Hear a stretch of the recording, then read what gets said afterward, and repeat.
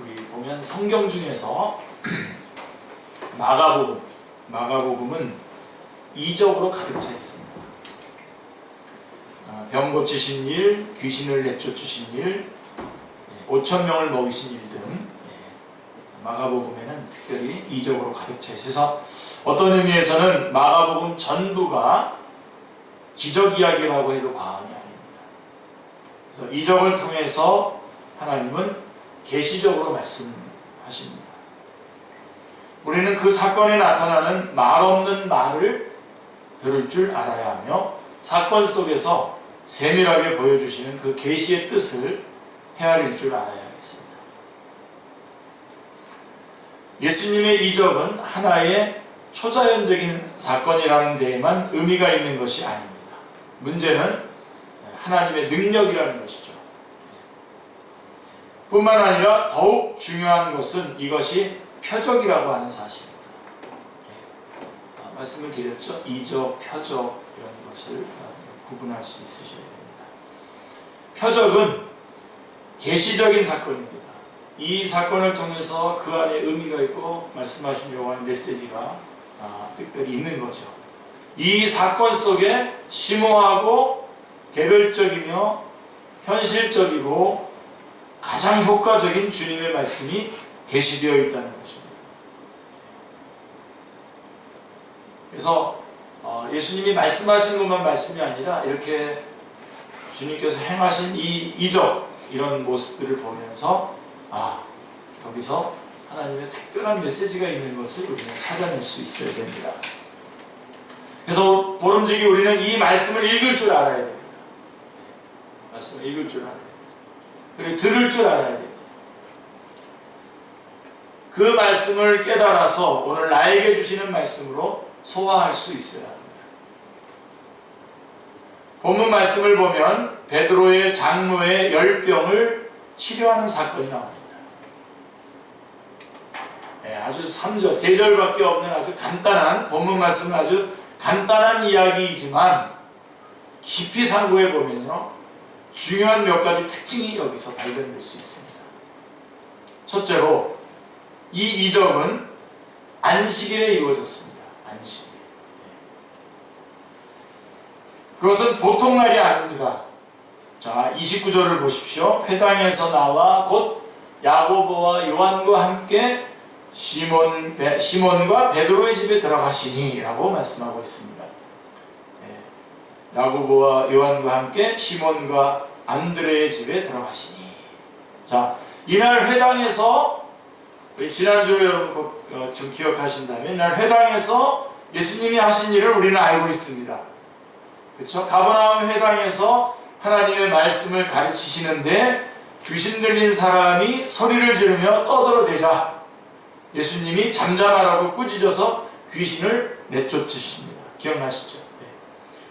귀신이 떠드는 것을 하나님은 허락하지 않으십니다.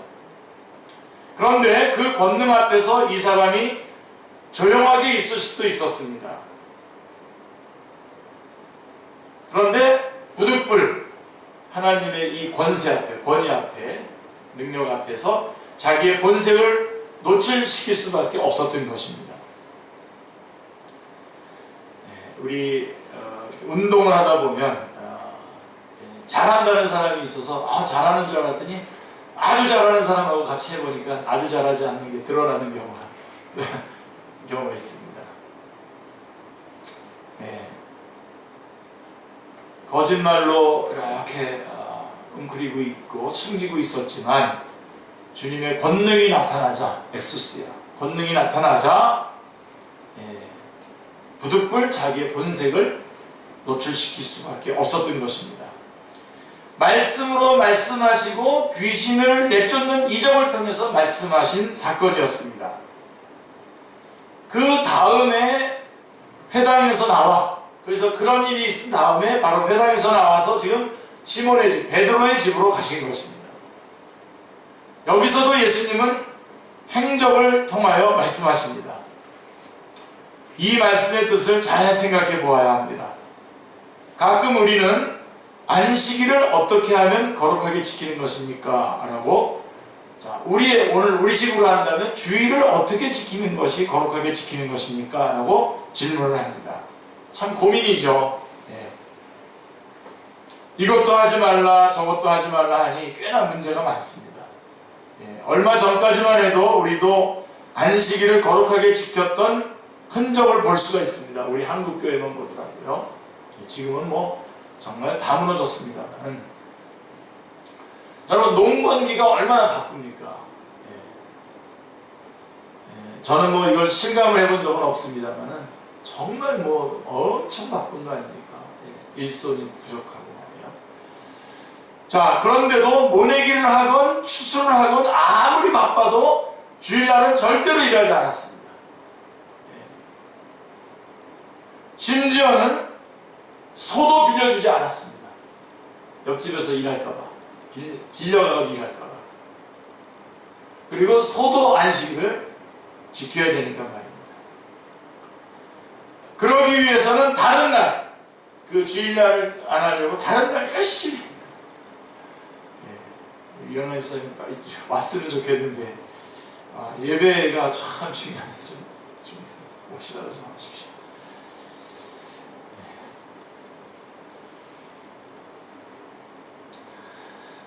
자, 그렇기 때문에 다른 닷새 날 동안, 엿새 동안은 열심히 일을 해야 됩니다. 자, 세탁기도 없던 시절, 제가 여러분 처음에 고등학교 졸업하고 은행에 들어가서 첫 번째 월급으로 한 게 뭔지 아십니까? 세탁기. 첫 번째 월급 다 드렸고, 두 번째 하나님 앞에 드렸고, 두 번째 세탁기를 샀습니다. 저희 어머니 빨래하는 게 저는 너무 싫었어요. 너무 힘들어 보였어요. 그래서 세탁기도 없던 시절에 그 많은 빨래들을 밤새도록 하고 다름질 해놓고 주일날은 아무것도 안 했어요. 기억나시죠? 그럼 이처럼 토요일 밤까지 모든 일을 마쳐놓고 주일날은 하루 종일 평안하기 쉽니다. 안식일 하루만은 참 깨끗하고 거룩하게 지켰어요. 그때의 생각을 해서 지금 그대로 해보자는 마음을 가져봅니다만은 하다 보니까 문제가 생깁니다. 이제 그렇죠? 지금도 우리가 우리 버스 타지 말자 뭐 이런 거 정도는 괜찮은데, 그래도 전기도 켜지 말자 문제가 생겨요. 이거 벌써 이렇게 전기가 우리가 들어오기 위해서는 누군가가 지금 벌써 돌아가고 있지 않습니까? 발전기가 벌써 돌아가고 있고 누군가가 벌써 일을 하고 있습니다. 자, 현대를 사는 우리로서는 옛날처럼 지키기가 어렵게 되었습니다. 그리고 지금 제가 말한 것도 지금 현실적으로 벌써 좀 지난 이야기입니다. 자, 아무튼 안식일을 거룩하게 지키는 것이 좋기는 합니다. 그렇다고 해서 가만히 있으면 다 되는 것이 아닙니다. 거룩하게 안식일을 지킨다고 하면서 낮잠을 자죠. 아무것도 안 한다고 해서 낮잠 자버립니다. 문제죠. 자, 그래서 오늘 이 짧은 귀절, 세 귀절 안에 제일 먼저 우리가 이 안식일, 주일날을 어떻게 보내야 되는가라고 하는 것이 아주 잘 나와 있습니다. 예수님이 말씀하신 안식일의 뜻은 그렇지 않습니다. 그렇게 그냥 낮잠이나 자는, 그러면서 아무것도 안 하는 그런 의미의 안식일이 아닙니다. 예수님의 안식일을 지키는 방법은 구체적이요 행동적입니다. 바로 이것 때문에 바리새인들과 늘 충돌이 되었습니다. 예수님은 안식일을 어떻게 지키셨는지 그 좋은 모델이 오늘의 본문 말씀에 나타난 것이죠.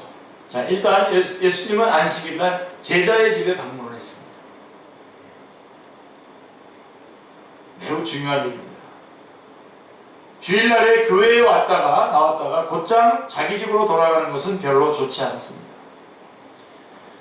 어떻게 지내왔건 간에 가까운 분 한 번 방문하는 것은 아주 좋은 일입니다. 가까운 사람을 방문하는 거죠. 형제를 방문할 수도 있고 친척을 방문할 수도 있습니다. 특별히 우리 이웃을 방문할 수도 있습니다. 하다못해 옆집에라도 들어가서 기웃거려 보는 것도 좋습니다. 이웃 간에 한 번씩 들여다봐야 합니다. 방문하는 것은 큰 미덕입니다. 특별히 이스라엘 사람들의 그 덕목 가운데에 한 6가지 덕목을 이렇게 치는데요. 제가 나머지는 잘 모르겠습니다. 그 사람들의 덕목 가운데 이 방문이라고 하는 것이 아주 대단히 중요한 덕목입니다. 신방, 방문. 사람이 서로 오고 가며 살아야 아름다운 것입니다. 예수님은 회당에서 말씀하시고 예배한 뒤에 첫 번째로 가신 길이 제자의 집을 방문하셨다는 것입니다. 아름다운 이야기입니다. 제자의 집을 방문했습니다.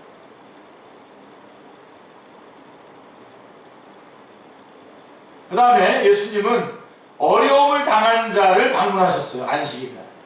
어려운 자, 어려움을 당한 자.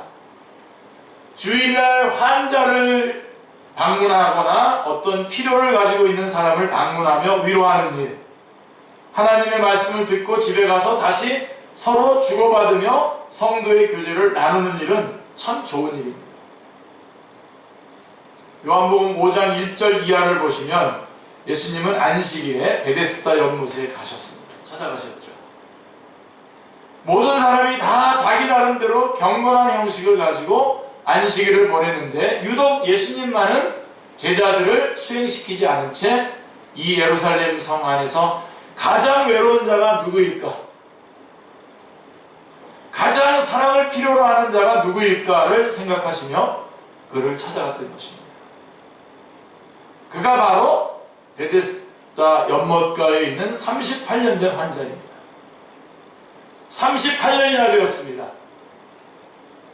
말하자면 부모, 친척 다 없고 아무도 돌아보지 않는 내버려진 사람입니다. 내버려진 사람이요. 이 연못에 물이 동할 때에 먼저 들어가서 소원 성취를 하려고 해도 데려다가 데리고 들어가 줄 사람이 하나도 없는 아주 딱한 처지에 놓여 있는 사람입니다. 그래서 물어봤잖아요. 사람이 없나이다. 나를 여기에 넣어줄 사람이 없나이다 라고 말할 정도로 아주 딱한 처지에 있는 사람입니다. 예수님은 이 외로운 사람을 찾아가 만나십니다. 안식일을 훌륭하게 지키신 것입니다. 제자를 찾아가시고 가장 어려움을 겪고 있는 사람을 찾아가 주셨습니다. 우리는 주일을 어떻게 지켜야 되는지 그 좋은 본을 여기서 보는 것입니다.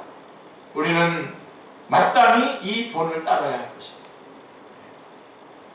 주일날 여러분들이 가장 내 주변에 있는 사람 중에 가장 지금 어렵고 힘들게 보내고 있는 사람이 누구입니까? 찾아가.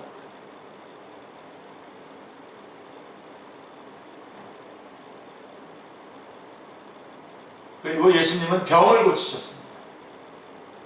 누가복음 13장 10절 이하의 말씀을 보면 안식일에 대해 시비를 벌이는 사람들에게 예수님은 구체적으로 대답하시고 설명해 주십니다. 누가복음 13장 10절 이하입니다. 18년 동안 귀신 들려 꼬부라진 한 여자를 안식일에 치료하신 것이 시비가 되었습니다. 그때 그들이 시비하는 것을 들어보면 퍽 구체적입니다. 회당장이 말합니다. 14절에 보시면 회당장이 예수께서 안식일에 병 고치시는 것을 분내어 무리에게 이르되 일할 날이 엿새가 있으니 그동안에 와서 고침을 받을 것이요 안식일에는 하지 말 것이니라 하거늘 이렇게 말합니다. 아주 구체적이죠. 하필이면 왜 안식일에 병을 고쳐서 말썽을 일으키냐라고 하는 것입니다. 이에 예수님은 안식일에 이런 일을 하는 것은 선한 일이요 합당한 일이요 가장 당연한 일이라고 대답하십니다. 15, 16절 말씀을 보십시오. 주께서 대답하여 이르시되 외식하는 자들아 너희가 각각 안식일에 자기의 소나 나귀를 외양간에서 풀어내어 이끌고 가서 물을 먹이지 아니하느냐. 그러면 18회 동안 사탄에게 매인받은 이 아브라함의 딸을 안식일에 이 매인에서 푸는 것이 합당하지 아니하냐. 이 매인에서 풀어주어야 합니다. 영적으로 노예 상태에 있는 자를 풀어주는 것, 감옥에 갇힌 사람처럼 붙들려 있는 사람에게 전도하고 하나님의 말씀을 가르치고 위로하여 풀어주는 것이 안식일에 할 일이요 주일에 마땅히 할 일입니다. 잘 여러분들이 정립을 하셔야 돼요. 육적으로 병중에 있으면 더욱 외롭고 쓸쓸한 법입니다. 이 주일날에 내가 알고 있는 누구인가가 병원에 입원하여 있거나 요양을 받고 있다면 한번 찾아가 보는 것은 참으로 아름다운 일입니다.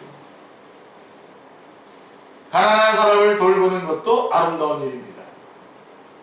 자기 자신에 대해서도 그렇습니다. 우리가 하나님 앞에 나와서 예배하는 행위에는 어떤 속박으로부터 우리가 다시 한번 자유함을 얻게 된다는 의미가 있습니다. 그와 동시에 그런 자유함을 얻는과 동시에 다른 사람을 자유하게 하는 일에 주일이라고 하는 소중한 시간을 써야 할 것입니다. 아멘. 자, 시간만 나면 무엇을 하며 놀까, 무슨 오락을 즐길까만 궁리해서야 되겠습니까? 남을 돕는 것은 나 자신의 정신위생에도 매우 좋습니다. 불쌍한 사람을 방문하고 돕는 것처럼 기분 좋은 일이 없습니다. 이것이야말로 스스로 자유롭게 자유하는 길이라는 것을 알아야 됩니다. 예수님이 회당에서 예배하신 후 바로 제자의 집으로 직행하신 일은 안식일을 지키는, 주일을 지키는 좋은 모델로 우리가 배워야 할 사건입니다. 그래서 오늘 본문 말씀을 통해서 우리가 이 안식일, 주일날을 어떻게 보내는 것이 합당한가라고 하는 것을 분명하게 볼 수 있습니다. 자, 그리고 이 이적이 어디에서 이루어졌습니까? 베드로의 집에서 이루어졌다는 것입니다. 자, 베드로는 결혼한 사람이었고 장모를 모시고 있었습니다. 베드로의 집에 있는 그 장모님이 지금 병들었다는 말입니다. 그런데 먼저 한 가지를 생각해야 됩니다. 자, 누가복음 15장 11절에서 보았듯이 베드로는 모든 것을 버려두고 예수님을 쫓았습니다. 오랫동안 해온 어부 직업을 버리고 예수님을 따른 지 얼마 되지 않았습니다. 그러니까 자연히 그 가정의 생계가 어려워졌을 것입니다. 고기잡이 하다가 그만뒀으니까. 한마디로 말해서 아내에게 남편 노릇도 잘 못하고 자녀들에게 아버지 노릇도 잘 못하고 있습니다. 어떤 의미에서는 지금 장모에 대해서도 사위 노릇을 바로 못하고 있는 것입니다. 여러분, 어차피 두 가지 일을 양다리 걸치고는 못합니다. 요즘에 양다리 걸치는 많은 사역자들이 많은데요. 어쨌든 못합니다. 그런 유혹이 있습니다. 저에게도 있는데 양다리 걸치고는 못합니다. 가정을 위해서 일하던 사람이 다 버려두고 지금 예수님을 따르고 있습니다.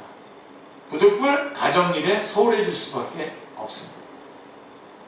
이것을 분명히 생각해야 합니다. 다 경험하시는 대로 교회 일을 많이 하다 보면 자기 일에 소홀해질 수밖에 없습니다. 예, 우리 문근영 형제님 급기야는 이 꽃꽂이까지 할 정도로 지금 뭐 일꾼이 없으니까 본인이 또 목사님은 얘기했는데 들은 거예요. 어느 날 듣고서 나라도 한번 해보자 하고서 하신 거예요. 정말 아름답죠. 정말 아름답지만 눈물 나서 제가 혼자서 문근영 형제 앞에서는 제가 그 모습을 못 보이고 혼자서 너무 감사해서 눈물을 흘렸습니다. 축제교회 살아있구나. 괜찮다. 예, 이렇게 열심히 애쓰다 보면 아마 우리 문근영 형제도 그렇고 지금 가정에서는 좀 제가 왜 저러지 그럴지도 몰라요. 그러니까 모든 예배에 다 참석하니까요. 모든 모임에 다 참석하니까.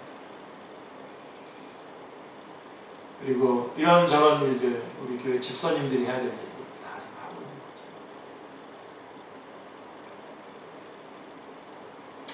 아마 뭐 하나님께서 이것 때문에 그럴 거야. 여러분들이 나는 가정에 서울할 수 없어. 그러니까 난 교회를 등한히 할 수밖에 없죠. 그러니까 이미 그러신 분들은 가정이라도 잘 하십시오. 이렇게 하나님 일을 하는 거는 하나님께서 누군가에게 맡기시고 그분이 하나님 앞에서 복을 받으실 겁니다. 그건 뭐 성경의 원리입니다. 자, 어쨌든 교회를 많이 하다 보면 자기 일에 소홀해질 수밖에 없습니다. 자, 우리 직분자들 모두들 애를 많이 쓰시고 수고하시는데 그러다 보면 가정 일에 어느 정도 소홀해지는 경우가 있습니다. 자, 우선은 시간을 빼앗기기 때문입니다. 자, 어떤 분은 이렇게 말합니다. 주일날 예배에 나오고 오후 성경 공부에 나오고 수요일에 성경학교에 나오고 금요일 기도에 나오고 또 뭐 교육 공부도 나오고 목장 모임에 가고 어디 봉사 나가고 하는 것을 다 계산해 보니까 시간이 전부 교회에 매여 있습니다. 뒤돌아볼 시간마저 없습니다. 목사님, 이렇게 물어본 사람이 있습니다. 그래서 제가 잘하고 있다고 말해줬습니다. 잘하고 있다. 여러분, 잡다한 생각할 틈 없잖아요. 얼마나 좋습니까? 뭐합니까? 안 하면 잡다한 생각을 하고 죄짓죠. 아니, 어쨌든 그대로 끌려다닙니다. 직장에서 교회로, 교회에서 가정으로, 그것밖에 없습니다. 어디 딴 데로 셀 수가 없습니다. 아주 잘된 일입니다. 이처럼 교회 일을 열심히 하다 보면 가정일에 등한할 수밖에 없으며, 반대로 가정일을 너무 알뜰하게 하려다 보면 교회의 일을 잘 하지 못합니다. 예외가 없습니다. 이거는. 본문 말씀에 나타난 베드로는 우리처럼 보통의 신앙인이 아닙니다. 12제자의 한 사람으로서 가정과 직업을 버리고 전적으로 주님을 따라가는 사람입니다. 말하자면 풀타임 미니스터입니다. 전적으로 주님을 따르고 있습니다. 미루어 보건대 장모님이 병들었다고 해도 잘 돌아보지 못했을 것입니다. 말하자면 가정에 대한 책임을 다하지 못했다고 보아야 합니다. 자, 여러분, 이제 여기에 중요한 비밀이 있어요. 만일에 베드로의 부인이 잔소리가 좀 많은 사람 같았다면 당장에 따졌을 겁니다. 어떻게 했을까요? 도대체 뭘 하나 그렇게 장모님이 우리 엄마가 병들어서 누워있는데 도대체 한 번도 돌아보지 않고 도대체 어디를 그렇게 싸돌아다니는 겁니까? 아마 그랬을 겁니다. 부부간에도 아주 사이가 안 좋았겠죠. 본문에 따르면 이런 경우에 예수님께서 이 가정의 문제를 돌보십니다. 이게 비밀입니다. 내가 주님 앞에 풀타임으로 주님의 일에 몰두할 때에 하나님께서는 내 가정의 문제를 우리 주님이 직접 오셔서 해결해 주시고 책임져 주신다는 것입니다. 이게 비밀입니다. 할렐루야. 이 점이 중요합니다. 축제교회 아멘 안 하기로 작정했어요. 이게 비밀입니다. 엉뚱한 이론 대고선 뻥치지 마세요. 속이지 마세요. 집안에 문제가 생긴다. 왜요?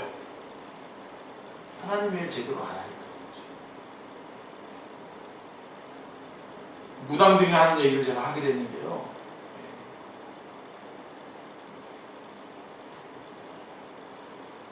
우리가 윤택하게 부흥됐던 부분들이 지금 쇠락해지고 있는 것이, 이 전체적인 분위기가 그래서 그런 겁니까? 그게? 여러분들이 맡겨주신 일, 내가 지금 뭘 해야 되는지 모릅니까? 안 하는 거지.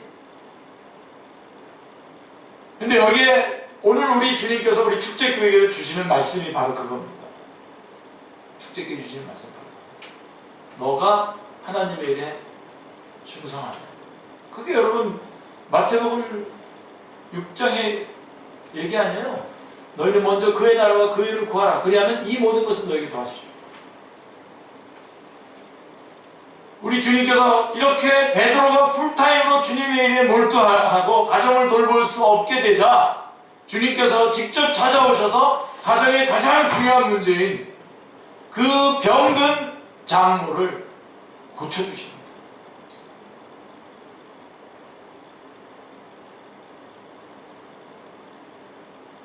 제가 우리 성도들 입장을 봐주고 친근하기 때문에 할 말 못하고 그러다 보니까 제가 하나님 앞에 지금 야단맞게 생겼어요. 넌 도대체 너 왜 목사하는 거냐 너는?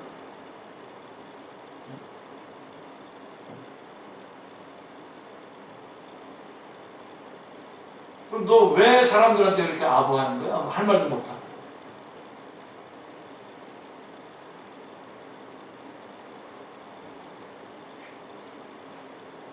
자, 오늘 그 용기를 내서 그 얘기를 하는 거예요 지금.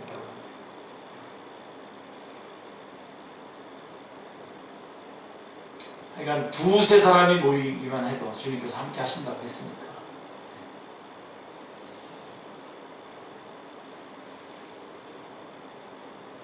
자, 이게 비밀입니다. 아멘이죠? 내가 주님 앞에 주님의 일에 몰두할 때에, 주님을 위해서 살아갈 때에 주님께서는 나의 그 밖에 모든 문제를 해결해 주십니다. 결혼은 결혼 못합니다. 하나님의 일 열심히 하면 결혼합니다. 태성 형제하고 눈이 마주쳤어요. 이게 비밀이에요. 저는 여태까지 제 삶의 경험만 가지고도 이것이 너무나 많은, 얼마든지 간증할 것들이 많죠. 저는 간증을 잘 안 해서 그런데, 주님의 사람이 하나님의 나라를 위해서 전적으로 일하다가 이 때문에 가정이 소홀해졌을 때에는 하나님께서 그 가정의 소홀해진 부분을 돌봐주십니다. 자녀들이요? 애들 그러면요, 애들도 제대로 못 키워요. 내가 하나님 앞에 일에 몰두할 때 하나님께서 자녀 키우십니다.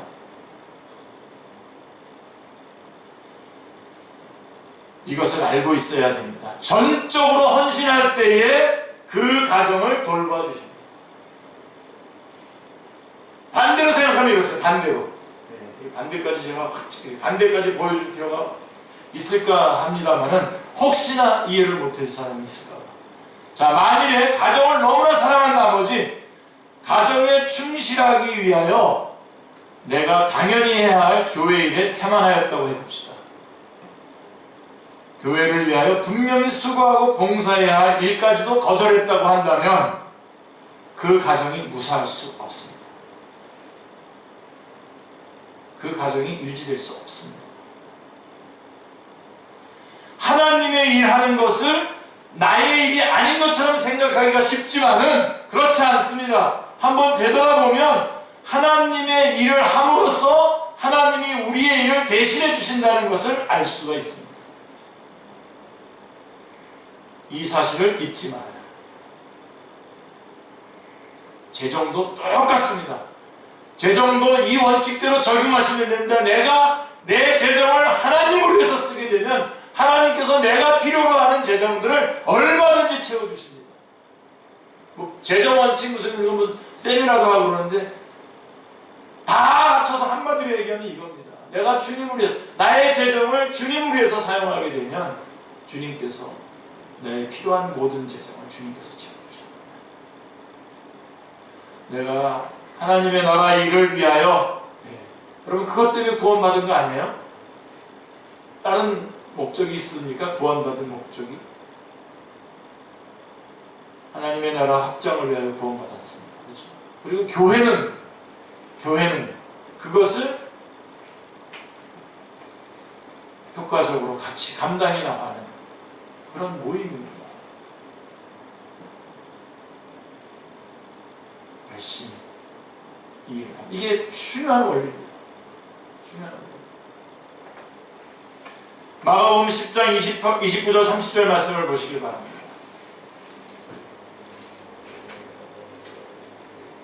예수께서 이르시되 내가 진실로 진실로 너에게 이르노니 나와 복음을 위하여 집이나 형제나 자매나 어머니나 아버지나 자식이나 전터를 벌인 자는 현세에 있어 집과 형제와 자매와 어머니와 자식과 전터를 100배나 받되 박해를 겸하여 받고 내세에 영생을 받지 못할 자가 없느니라. 할렐루야. 여러분, 버려지는 게 아닙니다. 결국은 그 버린 것으로 인해서 더 큰 것을 얻는다는 것을 알아야 됩니다. 물론 이런 목적으로 버리는 것은 안 되지만 말이에요. 내가 나의 일을 하려고 애쓰기보다 내가 하나님의 일을 하고 하나님이 나의 일을 해주시는 것이 당연히 더 능률적이고 효과적입니다. 아멘. 내가 당당하게 하나님의 나라를 위해서 일할 때에는 오히려 가정 문제까지도 해결이 됩니다. 비밀입니다. 베드로도 모든 것을 버려두고 전적으로 예수님을 따랐습니다. 이런 베드로의 집에 문제가 생겼을 때에 예수님은 모른 채 하시지 않았습니다. 돌아보십니다. 예수님이 몸소 찾아가셔서 해결해 주십니다. 더더군다나 여러분, 베드로 자신이 장모의 병을 고쳐달라고 초조하게 간청하지 않았습니다. 기억하십시오, 여러분. 상당히 성격이 급한 사람인데 말이에요. 점잖습니다. 예수님을 집으로 모시면서 예수님, 우리 집에 장모님이 병들었단 말입니다. 어서 좀 가주세요 하고 나오지 않았다. 새 복음서에 다 나와 있는 내용입니다만은, 마태마가 누가복음에 다 나와 있는 내용입니다만은, 그 문맥을 자세히 읽어보면 베드로는 보통의 상식대로 선생님을 자기 집에 모신 것으로 나타나 있습니다. 단순히 점심을 대접하려고 하는 것뿐이요, 장모의 병을 반드시 고쳐야겠다라고 하는 의도가 없었던 것 같습니다. 그런데 본문 말씀에 보면 30절에 사람들이 곧 그 여자에 대하여 예수께 여짜온대 라고 말씀하고 있습니다. 그 집에 손님으로 온 사람들이 예수님, 지금 이 집에 문제가 있습니다. 겉으로는 편안하게 보이지만 저 뒷방에서는 사람이 앓고 있습니다. 아랬던 것입니다. 그제서 아신 거예요. 베드로가 직접 얘기한 것이 아니에요. 얼마나 아름다운지 모릅니다. 얼마나 아름다운 일인지 모릅니다. 그 과정이 그렇게 좋습니다.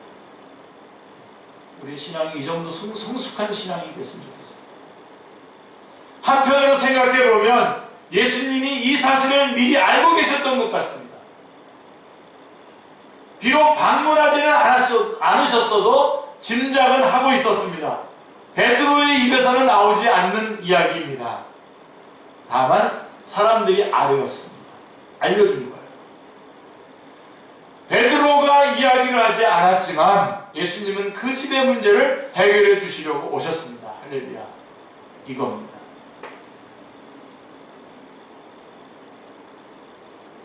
넷째로 다시 한번 우리가 이 말씀 속에서 우리가 또 깊이 짧은 구절이만 생각해보면 우리가 쭉 한 번, 두 번, 세 번 말해 네 번째로 예수님은 손을 잡아서 일으키셨습니다. 이 장로를 손을 잡아서 일으키셨어요.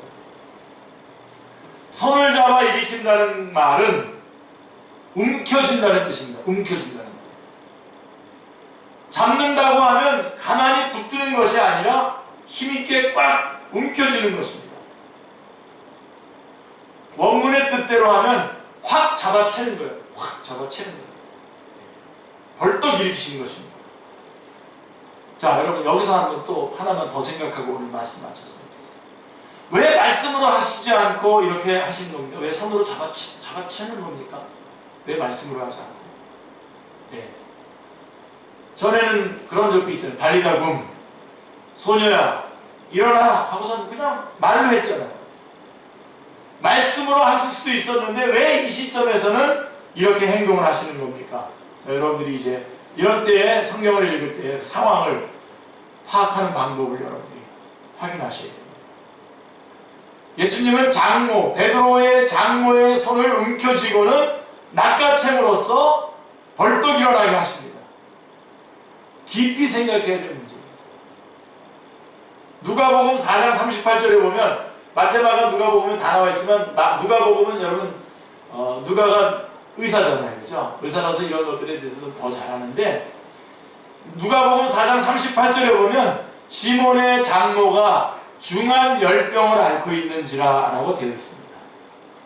여러분, 누가는 의사죠.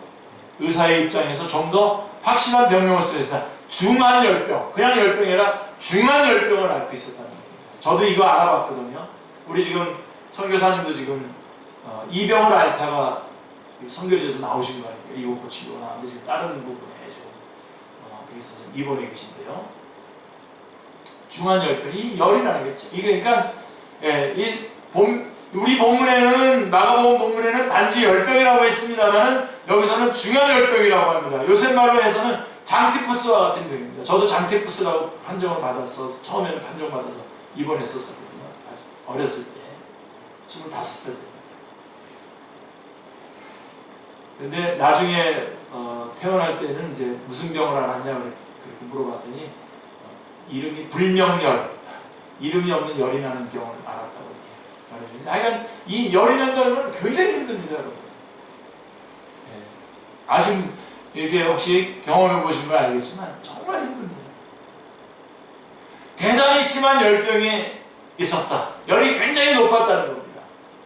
아주 중한 열병에 붙들려 있었다고 기억하고 있습니다. 자, 미루어 보건대 지금 베드로의 장모는 정신이 매우 혼미합니다. 열병이 이 열이 계속 나면요, 정신이 제대로 잡히지 않아요. 혼미해집니다.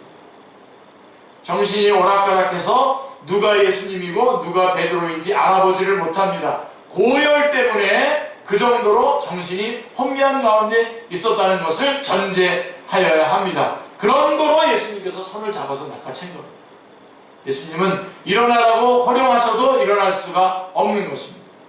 도무지 알아듣지를 못하니까 말입니다. 자, 그래서 여기에 또 다른 방법이 필요한 거죠. 바로 이것이 바로 터칭입니다. 우리 터칭 때문에 뭐 문제들이 많이 생기지 않습니까? 바로 이 터칭. 바로 이때 해야 되는 겁니다. 터칭. 말로 하는 방법이 있는가 하면 손으로 하는 방법이 있습니다. 이 상황에서는 접촉을 통해서 믿음을 줘야 했다는 것입니다. 예수님은 손을 잡아 일으키셨습니다. 손을 대는 것이 필요했던 것입니다. 정신이 혼미한 사람에게 손을 댐으로써 이 사람으로 하여금 누군가가 내 손을 잡았구나 하는 것을 확실하게 알도록 하신 것입니다. 손을 댐으로써 이 사람의 믿음을 도와주신 것입니다. 예수님은 하나님의 사역을 이제 막 시작하셨습니다. 사역을 시작한 지 한 3년이라도 지나간 다음이라면 이야기가 다릅니다. 5,000명을 먹이신 일, 죽은 사람을 살리신 일, 이런 소문을 들은 다음이라면 이 사람이 쉽게 믿음을 얻었을 것입니다. 그러나 예수님이 사역을 시작하신 지 얼마 안 됐습니다. 물론 포도주를 만드신 것이나 왕의 신하의 아들을 치료하신 것, 그리고 좀 전에 회당에서 더러운 귀신 들린 사람을 깨끗하게 하신 이야기를 모르고 있는 것이 분명합니다. 예수님에 대한 확실한 믿음이 세워지지 않은 때였습니다. 이런 형편이기 때문에 예수님은 그의 믿음을 돕기 위하여 아예 강제적으로 역사하십니다. 그를 붙들고 잡아 일으키십니다. 강하게 역사하십니다. 의심하고 사양하고 주저하고 부끄러워하고 그런 생각할 겨를이 없습니다. 한마디로 말해서 탁 잡아채면서 일어나라고 명하시는 것입니다. 이것은 대단히 중요한 말씀입니다. 때로 주님은 우리에게 이해를 요구하시기도 합니다. 우리로 하여금 생각하기도 하시고 느끼기도 하십니다. 또한 우리로 하여금 스스로 판단하게 할 기회를 주시기도 합니다. 그러나 어떤 경우에는 강한 능력으로 낚아채십니다. 우리가 믿음이 약할 때에는, 흔들릴 때에는 우리의 의지를 묻지 않으십니다. 강권적으로 강권적인 역사로 믿음을 갖게 하십니다. 약한 부분을 충분하게 채워주십니다. 오늘도 같습니다. 하나님은 우리에게 말씀으로 역사하실 때가 있습니다. 우리에게 감동을 주실 때가 있는가 하면 우리로 하여금 깨닫게 하실 때가 있습니다. 스스로 선택하게 하시는 때가 있으나 어떤 경우에는 이 말씀이 우리에게 주는 메시지는 다릅니다. 어떤 경우에는 선택의 여지가 없습니다. 강권적으로 붙잡아서 옮겨놓으시는 역사가 있습니다. 이것을 우리가 체험하게 될 것입니다. 할렐루야. 자, 마지막으로 마무리하겠습니다. 열병이 떠났다는 것입니다. 떠났다 그랬어요. 누가복음 4장 38절에는 중한 열병에 붙들린지라 라고 되어 있습니다. 붙들린다, 떠난다, 이게 뭡니까? 이 두 단어를 한번 연결해 보십시오. 병을 의인화하고 있습니다. 사람이 병든 것이 아니라 병에 사람이 붙들렸어요. 병이라고 하는 것에 말하자면 노예가 되었다는 것입니다. 본래 사람은 자유하고 싶고 마음대로 활동하고 싶은데 원치 않는 병에 붙들려 있다는 말입니다. 이것을 자유케 하시는 것이 하나님의 역사입니다. 자유케 하시는 이 능력이 주님에게 있었다는 것을 우리는 알아야 합니다. 정말 마지막입니다. 마지막에 뭐라고 되어 있습니까? 수정드니라. 열병이 나간다면 수정을 들었다는 겁니다. 절대로 놓치지 마셔야 됩니다. 열병으로 누웠던 사람이 벌떡 일어나 깨끗이 나은 몸을 가지고 정상적으로 수정되더라는 말입니다. 가정에 환자가 있으면 어떤 의미에서는 모든 일이 그 환자 한 사람을 중심으로 돌아갑니다. 환자에게 마음을 쓰게 되고 환자 때문에 근심에 매이게 됩니다. 그러나 오늘 예수님은 베드로의 가정에 오셔서 이 가정의 가장 큰 걱정거리인 장모의 열병을 물리쳐 주십니다. 그리하여 예수님이 주인이 되셨습니다. 자, 이제야말로 병든 자가 없습니다. 그 가정의 이제 주인이 예수님으로 바뀐 거예요. 예수님이 문제 해결자가 되셨습니다. 모든 문제가 예수님 안에서 해결됩니다. 얼마나 중요한 말씀인지 모릅니다. 베드로를 향해서는 나를 따르라고 말씀하시면서 한편으로는 집을 떠남으로 너희 가정에 문제가 되는 일이 있어서는 되겠느냐? 만일에 조금이라도 어려워지는 일이 있다면 그 문제는 내가 책임지고 돌보아 주겠다라고 하시는 귀중한 계시가 여기에 나타나 있는 것입니다. 자, 정상화되는 순간 베드로의 장모는 어떻게 했습니까? 수종을 들었다 그랬습니다. 얼마나 감격스럽습니까? 우리나라의 이 땅에 많은 치유하는 사건, 예수님이 치유했다고 하는 그런 치유에 대한 그 사역들을 하시는 분들이 많이 있는데요. 여러분들이 요즘 하도 가짜가 많으니까 저게 진짜인가 가짜인가를 보시려면요, 바로 이 부분을 확인하세요. 그 병 들었던 자가 주님의 일에 쓰임을 받는가, 쓰임을 받으면서 순종하는가, 수정드는가. 병 낫고 나니까 내가 날 때가 돼서 난 거지. 그러고서 자기 인생을 사는 사람이 많습니다. 주님께서 일으키신 거예요. 더 큰 문제가 확 터지지 않습니다. 항상. 보세요. 이 베드로의 장로가 병이 낫자 바로 수정들어갔어요. 예수님과 그 제자들 수정들어갔어요. 이게 기적의 결론입니다. 기적의 결론은 섬김입니다.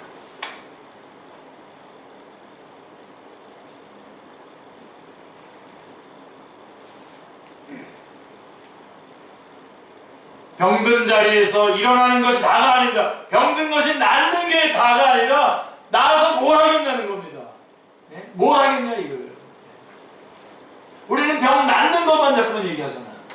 왜요? 왜 나아야 되는 겁니까? 나아서 뭐 하려고요? 나서 또다시 이 세상 자기 하고 싶은 대로 엔조이 하고 싶어서 낳는 겁니까? 왜 낳아야 됩니까? 기적의 결론은 섬김입니다. 병든 자리에서 일어나는 것이 다가 아니라 일어나서 주님을 섬겨야 합니다. 섬김으로 드러나지 않는 기적은 바른 기적이 아닙니다. 오늘의 본문 말씀은 예수 그리스도 안에 참 화평이 있고 가정의 은혜가 있음을 말해줍니다. 예수 그리스도는 문제의 해결자이십니다. 특별히 베드로의 가정처럼 주님께 헌신된 가정, 주님께 전생애를 바친 사람의 가정에 대한 문제를 주님이 친히 돌봐주시고 책임져 주신다는 것을 잊지 말아야 됩니다. 결론이 뭐겠어요? 주님의 일에 우리가 올인하자는 겁니다. 주님의 일에, 주님께서 맡기신 일에 우리가 온전히 다 드려질 때에 나머지, 여러분 주님의 일을 어떻게 합니까? 말씀 알아야 되지 않습니까? 말씀 공부하셔야 됩니다. 시간을 쪼개서 말씀 공부하러 나오셔야 됩니다. 말씀 공부하는 동안에 우리는 사탄의 심장을 성령의 검으로 찔러서 죽이는 겁니다. 그리고 하나님께 영광을 돌리는 것입니다. 그리고 영적 정리에 승리하는 겁니다. 우리는 지금 이게 뒤바뀌었어요. 자기에게 일어난 문제들을 저한테 얘기하면서 이렇게 해서 못 나옵니다. 저렇게 해서 못 나옵니다. 이렇게 해서 난 딴 데로 갑니다. 이렇게 얘기하는데 사탄에게 다 속아나옵니다. 여러분 우리가 소금을 먹으면 물을 먹죠. 음식 짜게 먹으면 물 먹게 돼 있어요. 우리가 예수님을 믿었다면, 여러분 정말 믿었다면 한번 점검해 보세요. 믿었다면 여러분 예배 드리고 싶고요. 하나님 일 하고 싶고요. 돈이나 이런 물질이나 내 건강을 주님을 위해서 쓰이는 것이 가장 행복하고 가장 명예롭습니다. 가장 기쁩니다. 이게 언제부터 확 뒤집어져가지고 말이에요. 자기 개인 얘기를 하면서 당당해요. 그래서 또 그다음에 우리 옆에 있는 성도들 보면 또 당당해요. 그래야지. 너가 그렇게 바쁜데 어떻게 교회 나와? 나오면 이상하게 여기고.